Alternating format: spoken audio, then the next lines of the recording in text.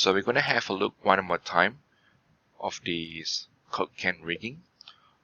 I want you to observe the value here. Okay, so whenever the value is put 0, the cylinder or the Coke can will do nothing. It will go back to its default straight, which is vertical and standing up. Okay, but if I put some value on the squash, right, in this case has a maximum value of 10, it will be stretching like that.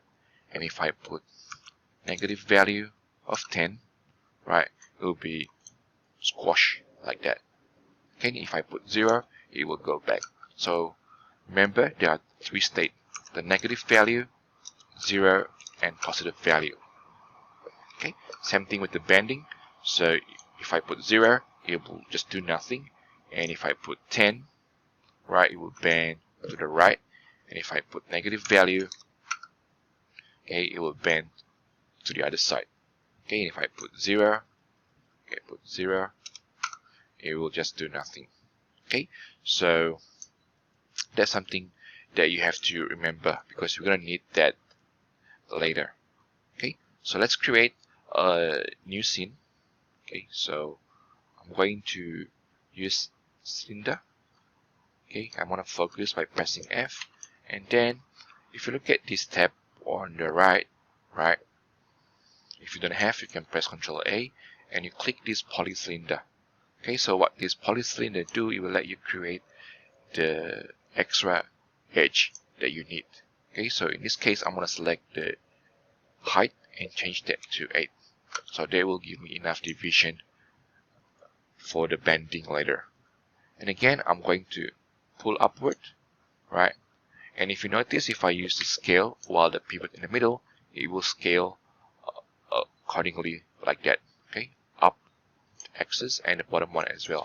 So I'm going to push the pivot all the way down while I'm snap it to the grid, right? And then from there, I'm going to use scale. So that way, like, only the upper region is being scaled up. Okay, to maybe around this size. Now, again, I think this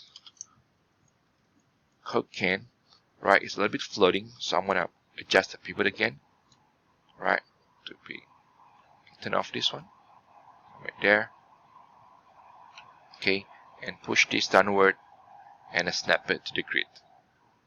Okay, so now it's exactly landing on the ground itself. Now I want to clear up all this history that we don't need anymore. Okay, because in the rigging there are certain procedure that you have to follow before the rigging comments. Okay, so what I usually do is I delete the history, right? All the understack will be deleted, and all this need to be 0, 0, 0, and 1. Okay, and I put the pivot back in the center. Okay, so all that I have to do is just click all these buttons once. Okay, now this object is clean and we are ready to go for rigging. Now, the first step is to create Deformer. Okay, so let's go and click the cylinder and just click nonlinear Deformer. Okay, you can choose squash first. Okay, and you press 4 so it's easier to see. Now, you notice that when you click the squash handle, there is this input. Okay, so go ahead and click, and let's look at this factor. Right now, the value is set to 0. Okay, so this is the attribute that control the squash that influence the cylinder. Okay, so whenever we have some positive value, right, this one will behave like this. And if I have some negative, it will behave like that. Okay, you notice that it will also affecting the bottom region of the cylinder. Okay, so that's something that we don't want. Okay, so we have to change this by going to low bound, right, low bound, and then change the -1 to 0. Okay, and you notice that the line here, it's getting shorter. Okay, because now it will not affecting the bottom region of that cylinder because it's set to 0. Okay, so that's what we want. But now we have a new problem. The deformer only affecting the upper region. Okay, so what we want is, we want to, let's put this back to 0. We want to push this line downward, right, while snapping is on, all the way down to be like that. Okay, and then I'm going to increase the high bound to maybe 2, right, and now if I go back to the factor and put some value, right, it will behave accordingly. Okay, so that's how you adjust the low bound and the factor. Okay, so let's put this back to 0.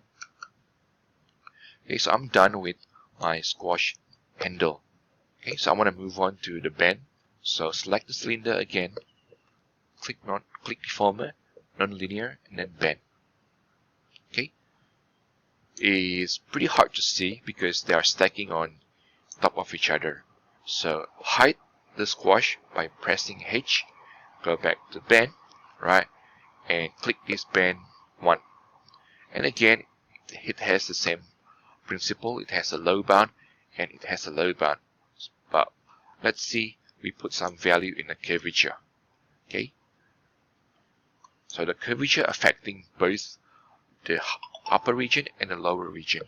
Okay, so let's put this back to 0, right, so only affecting the upper region, and put this back to 0 as well.